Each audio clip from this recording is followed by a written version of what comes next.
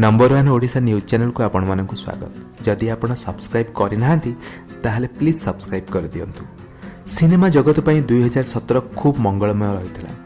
समग्र film industry मोट 239 film release होता बेले बॉलीवुड रे ब्लॉकबस्टर भाव रही 5टी सिनेमा।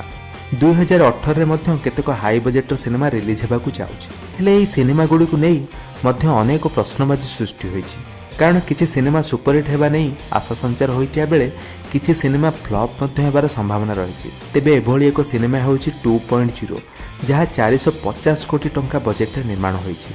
वास्तव में रजनीकांत और अक्षय कुमार को सिनेमा 2.0 चलित वर्षर बहु प्रतीक्षित सिनेमा अटे। हेले एथि सहित आउ 3टी फिल्म परदा को आसवाक जाउछि।